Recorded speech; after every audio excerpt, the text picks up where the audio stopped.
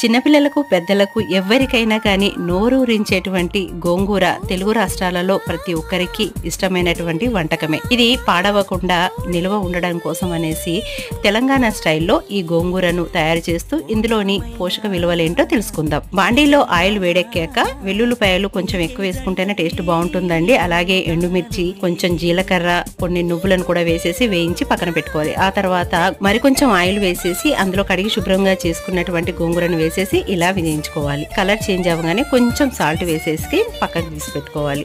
ముందుగా తీసి పెట్టుకున్నటువంటి మిశ్రమాన్ని అంతా మిక్సీ వేసేసుకోవాలి. ఆ తర్వాత గోంగూరను కూడా వేసేసి మిక్సీ చేసుకున్నట్లయితే మనకు గోంగూర పచ్చడి రెడీ అవుతుంది. వారానికి 2 సార్లు గోంగూర గనక తీసుకున్నట్లయితే క్యాన్సర్ కణాలని కంట్రోల్ చేస్తుంది, ఎముకల్ని బలంగా చేస్తుంది, డ్యామేజ్ అయినటువంటి హెయిర్ ఫాల్ ని తగ్గించి షైనీగా మారుస్తుంది, బీపీ తగ్గిస్తుంది, లివర్ లో కొలెస్ట్రాల్ ని కూడా తగ్గిస్తుంది, రక్తహీనతను కూడా తగ్గిస్తుంది. రెసిపీ అండ్ ఇన్ఫర్మేషన్ కనుక నచ్చినట్లయితే లైక్ అండ్ షేర్, సబ్స్క్రైబ్.